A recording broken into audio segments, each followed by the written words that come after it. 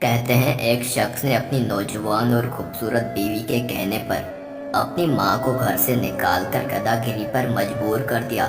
بوڑھی ماں بیچاری ایسے قسم پرسی کے حالات میں 2 دن میں ہی مر گئی۔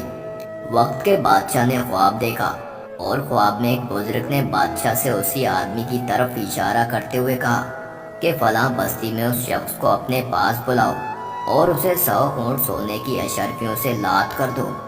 بادشاہ غور کرنے والوں میں سے تھا۔ اسے پتہ چل گیا تھا کہ اس کا خواب عام خواب نہیں ہے اور کسی بات کی طرف اشارہ ہے۔ چنانچہ اس نے اپنے دانا وزیر کو اپنا خواب بیان کیا۔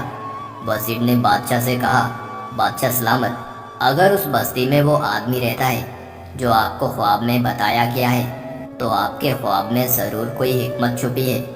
بادشاہ نے وزیر کی بات سن کر اپنے 7 سپاہیوں کا دستہ لیا اور بزرگ کی بتائی ہوئی بستی میں خود جا پہنچا اور بستی کے باہر درخت کے نیچے بیٹھے بوڑھے آدمی سے اس شخص کے بارے میں دریافت کیا تو بوڑھے نے بادشاہ سے کہا، وہ کوئی اچھا انسان نہیں ہے۔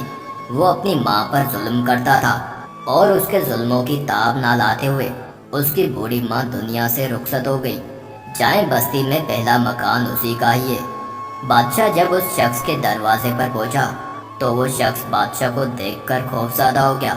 اسے لگا کہ بادشاہ اب اسے اس کے اعمالوں کی سزا دے گا، مگر بادشاہ اسے اپنے ساتھ محل لے کر آیا اور اسے 100 اونٹ سونے کی اشرفیوں سے لاد کر انعام کے طور پر دیے، جنہیں پا کر ظالم کی تو لاٹری لگ گئی۔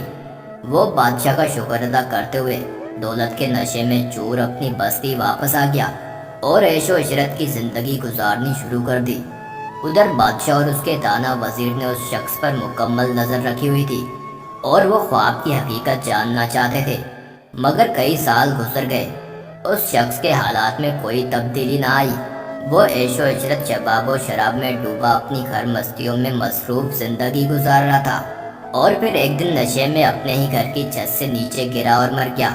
بادشاہ کو جب اس کے مرنے کی خبر ملی تو وہ واپس اس شخص کی بستی میں گیا اور پھر بستی کے باہر درخت کے نیچے اسی بوڑھے آدمی سے ملا جس نے اسے اس شخص کا پتہ بتایا تھا۔ بوڑھے نے، جو اہل علم تھا، بادشاہ کو دیکھا اور بولا، جس دن میں نے آپ کو اس شخص کی شکایت لگائی تھی تو میں چاہتا تھا کہ آپ اسے سزا دیں تاکہ شاید اس کے گناہوں کی کچھ تلافی ہو جائے، مگر مالک کو کچھ اور ہی منظور تھا۔ بادشاہ نے بوڑھے سے پوچھا کہ مالک کو کیا منظور تھا۔ محترم بوڑھا بولا، اس دن آپ نے اسے سونے سے لدے ہوئے اونٹ عنایت کیے تو مجھے پتہ چل گیا کہ رب کائنات نہیں چاہتا کہ یہ شخص توبہ کے قریب بھی جائے، اور پھر ایسا ہی ہوا۔